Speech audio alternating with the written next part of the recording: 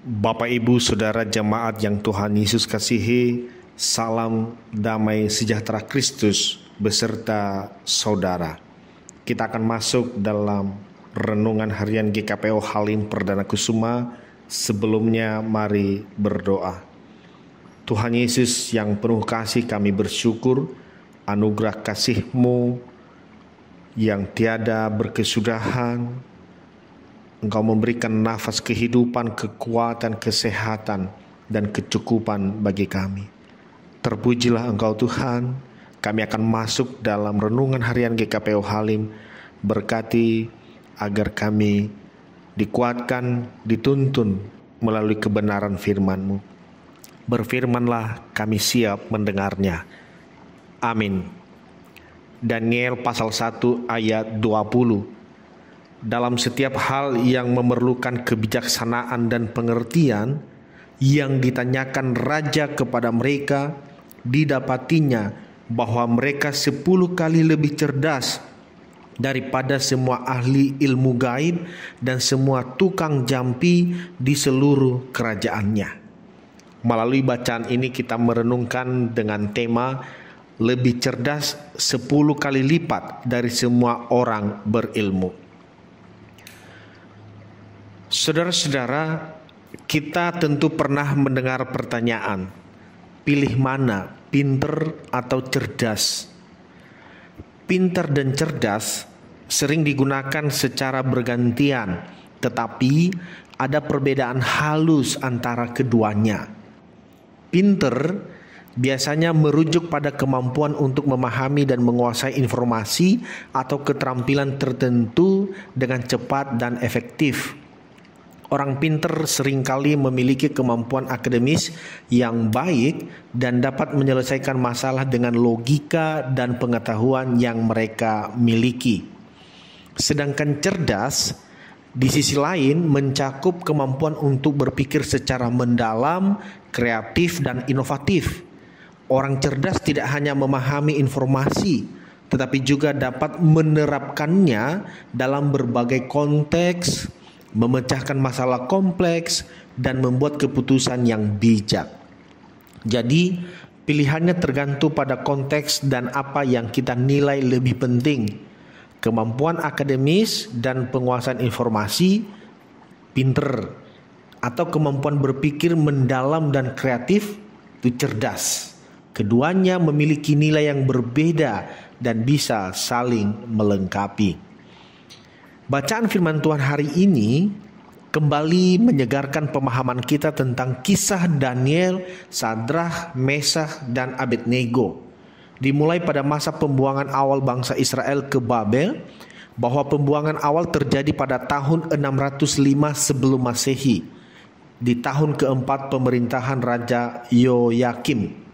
Selanjutnya, peristiwa yang disebut dengan pembuangan besar pertama tahun 597 sebelum Masehi terjadi pada masa pemerintahan Raja Yoyakhin yang memerintah hanya 3 bulan 10 hari. Dan pembuangan besar kedua terjadi pada tahun 587 sebelum Masehi di masa pemerintahan Raja Zedekia.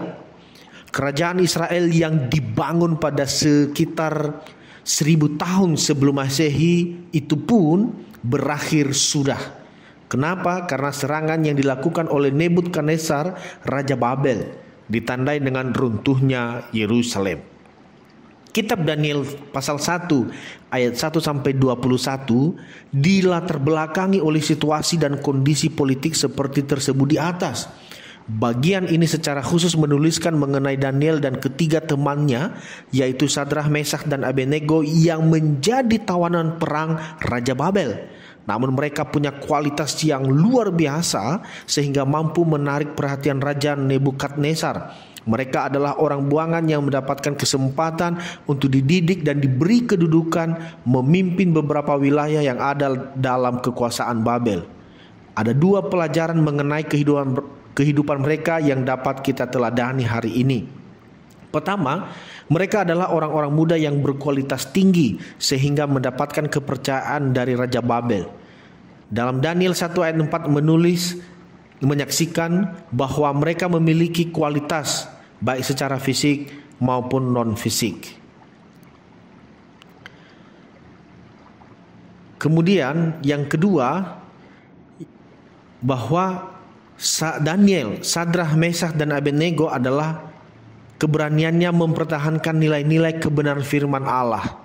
Ketika raja menetapkan bagi mereka pelabur setiap hari dari santapan raja dan dari anggur yang biasa diminumnya, ayat 5, mereka menolak karena tidak ingin menajiskan diri. Mereka memilih makanan yang mungkin tidak enak secara lidah, tetapi sehat bagi tubuh, yaitu sayur dan air putih. Saudara-saudara, sanggupkah kita melakukan hal seperti ini?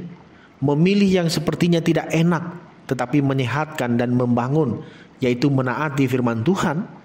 Memang tidak mudah, karena kalaupun mencoba mempertahankan nilai-nilai kebenaran yang kita anut, pilihannya yaitu bisa tergilas, difitnah, tidak naik jabatan, dikucilkan, bahkan dikeluarkan dari pekerjaan. Sangat berisiko. Namun, belajar dari kisah ini, apapun resikonya kita harus menaati firman Tuhan, karena itulah hal terbaik dan terindah. Pada akhirnya, kepandaian, hikmat, keterampilan, kecerdasan, cakap bekerja, dan visi yang baik tidak cukup tanpa disertai dengan rasa takut akan Tuhan dan hidup di dalam ketaatan firman-Nya.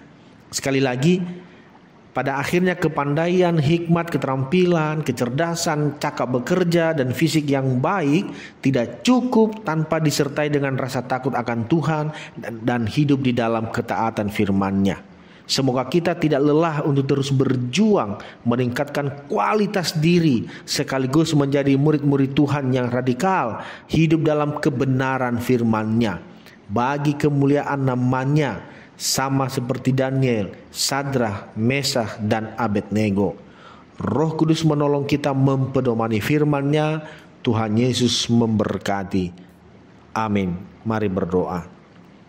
Bapa di surga, kami bersyukur untuk firman-Mu yang boleh menyegarkan pemahaman kami kembali tentang Daniel, Sadrah, Meshach, dan Abednego yang memilih untuk tidak menajiskan diri dengan makanan-makanan raja yang telah dipersembahkan kepada dewa-dewa.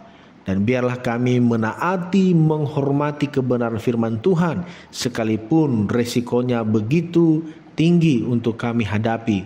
Namun ketika kami berpegang teguh kepada kebenaran firman-Mu, kami percaya Allah sendiri yang akan menolong membela kami.